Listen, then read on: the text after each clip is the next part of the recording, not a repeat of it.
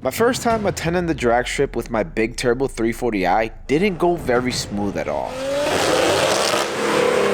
What the hell was that? You see, all I wanted to find out was how fast is my BMW 340i after installing the Big Turbo kit. I've never really tested it before. I mean, I've driven it hard on the street and I've even raced it against my wide body 335.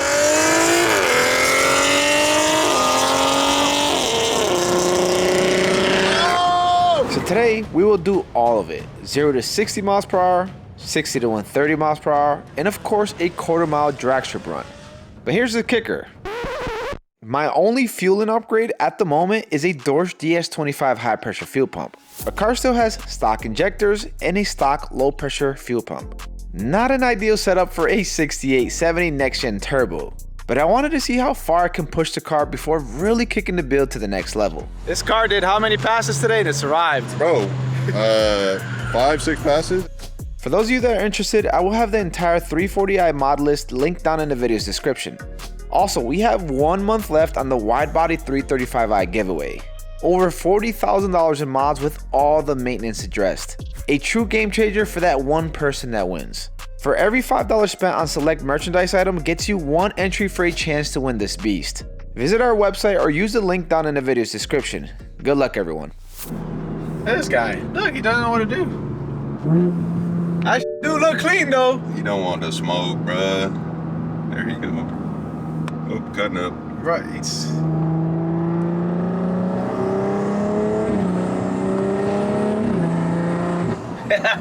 Just warming up the rod bearings before I head into the track. Can you guys see how dark it is back there?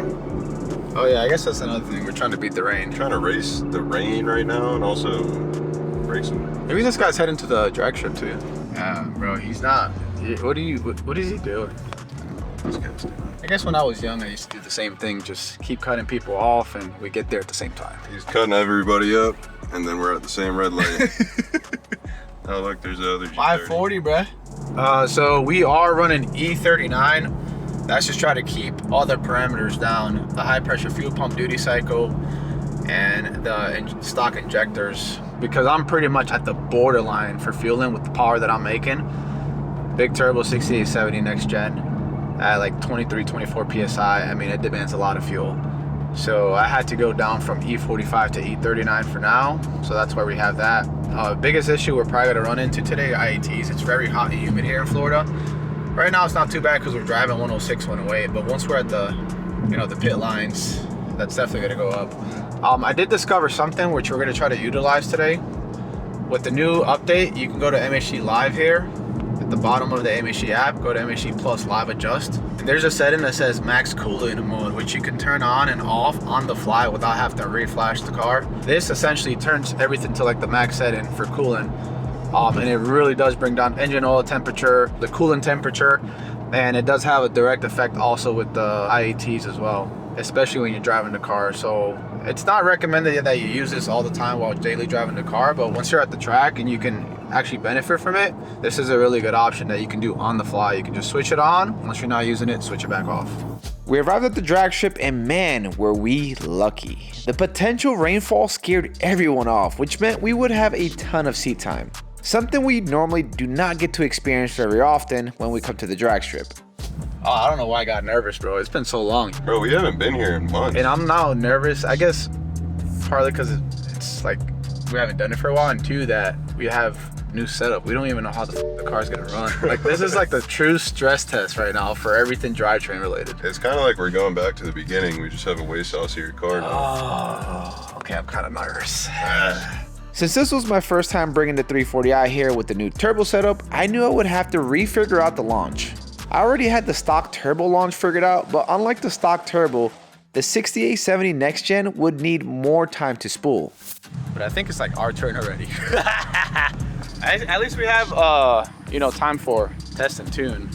Yeah. Right? Because I do have another revision in my inbox from David Shoup, my tuner. I guess we could try whatever tune we have now, and if we need it, we'll flash the other one. Now for the first run. I just wanted to get my feet wet and start with a light launch.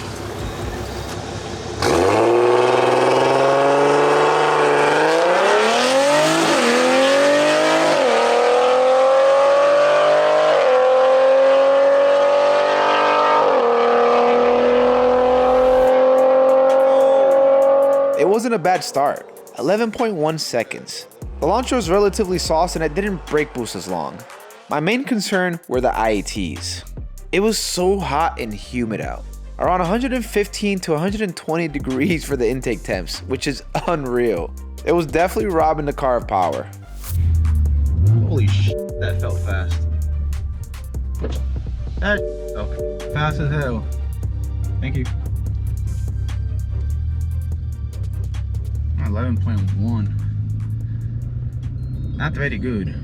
Density altitude is at 2,000, by the way, according to Draggy. Yeah, all things considered, that was a decent run. There was no spinning. There was no hiccups, no timing corrections or anything. Maybe I have to try out that revision. So the revised tune that David sent me is so it can essentially help spool the turbo better at launch. Bro, 6870 next gen, bro.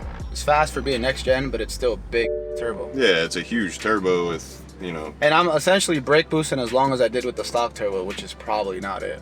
I mean, honestly, once it gets up to speed, it's really fast. It's the launch that is not as saucy. She was moving pretty good, but what are you gonna flash the revised map? Is that what we're doing?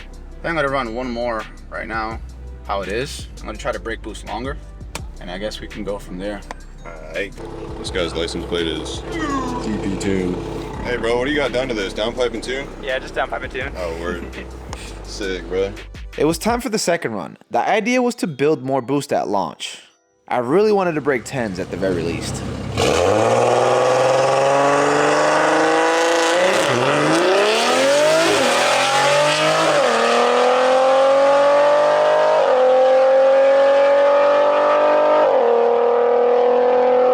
Unfortunately, I ran a slower time. Something was off with the launch. The ITs were slightly better, but it didn't make much of a difference because of the bad launch. It felt like the throttle was cut, which killed my 60-foot. Oh, that was definitely drivetrain malfunction there, baby. At least the engine doesn't sound blown. Ooh, car's running kind of rough. All right, we're good. Woo.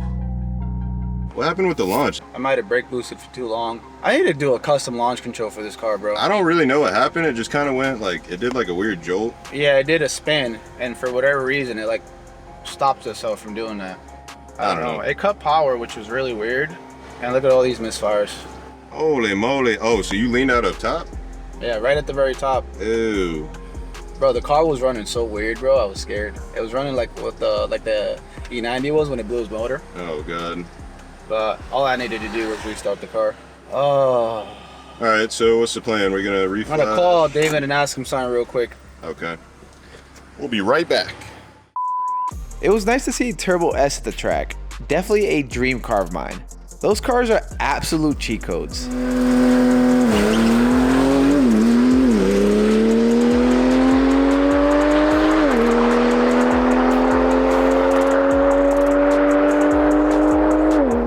No effort. The other 340i that was at the drag strip was really struggling to get the car to launch correctly. I felt his pain, and off camera I tried to help him out as much as I could.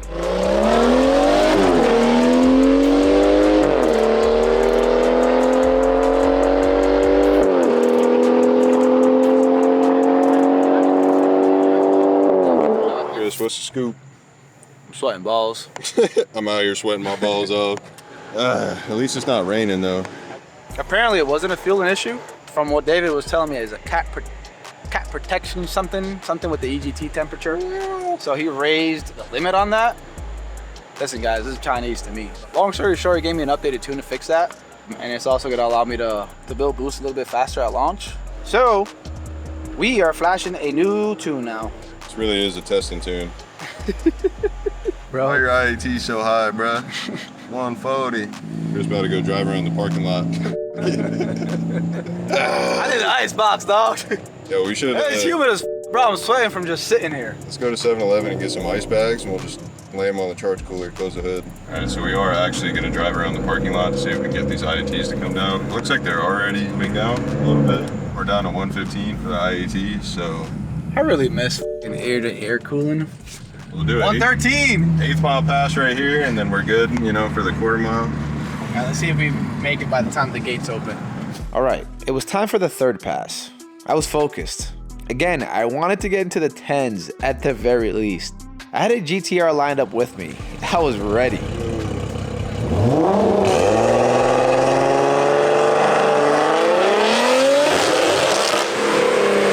think that was a shit ton of detonation. That was not very good looking. I hope we can still make it home. After looking at the log, the issue became super clear. The AFR readings were very odd at idle, at around 10.8, which is super rich. Normally the reading at idle would be around 14.5, which I guess explained the smoke and the fuel smell when I launched the car. We quickly popped the hood and looked around to see if anything looked out of place. Everything seemed to be fine. Did one of my injectors give out? Did I burn through an O2 sensor? I was completely stumped. We reflashed the tune and it seemed to have fixed the AFR issue. He's back. There you go.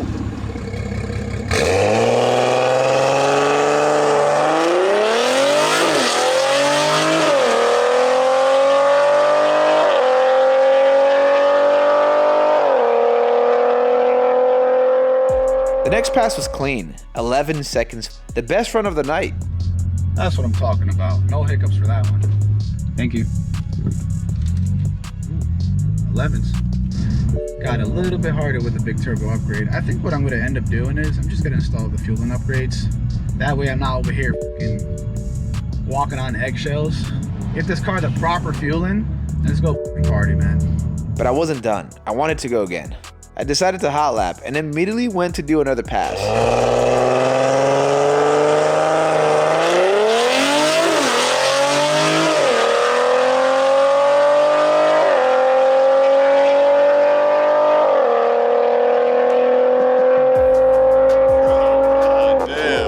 Getting into the 10s tonight seemed impossible with this weather. Just look at how bad the ITs were. Definitely my fault for hot lapping though. The staff at OSW granted me one more pass. I flashed a new tune and drove the car around the parking lot to bring down the IATs. I knew what I needed to do, and exactly how long to build boost before launching.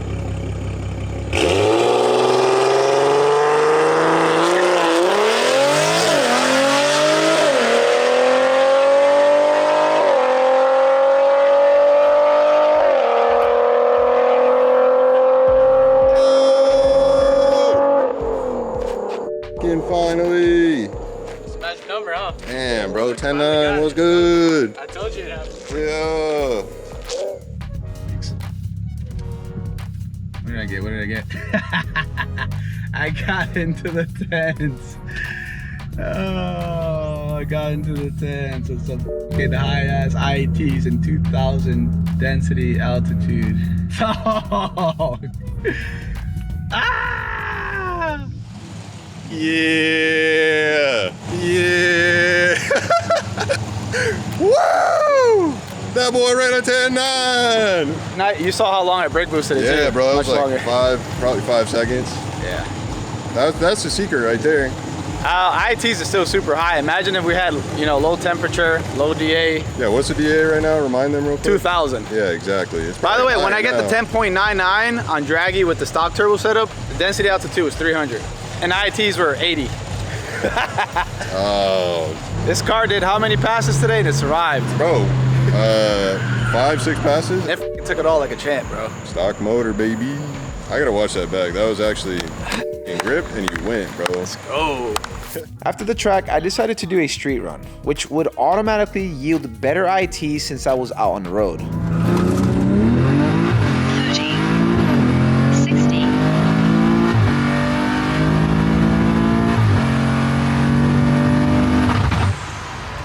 Quarter mile. But little did I know that the high ITs were actually working in my favor at the track. It kept the fuel upgrade limitations on check. The minute I did the street run, I leaned out up top. Injectors couldn't keep up and I coasted to the end of the quarter-mile run. And despite that, I got a 10.8. Any guesses what I would have run if the car didn't lean out? Let me know down in the comments. And as a bonus, here is a 60 to 130 miles per hour. 60.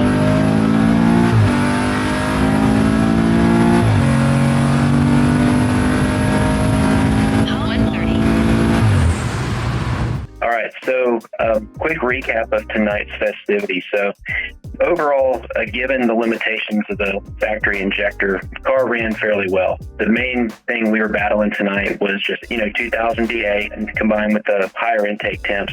The only other thing that we really fought was the DI injectors. The car got a little warm, got a little rich. Car didn't like it because we're so close to the limit of the injector. So overall, given the setup and the limitations, found out a lot of things, learned how to launch it better. It doesn't always go perfect on track days, but with the new mods that you're going to add with the injectors, it's going to be a significant improvement. And this thing is going to take off like a rocket ship with some fueling upgrades. So I appreciate you giving me the opportunity to work with it tonight. Appreciate you, man. Thank you. Now, time for the fueling upgrades. No more playing around. So make sure to like the video and subscribe to the channel so you don't miss it. As always, thanks for watching. Till next time.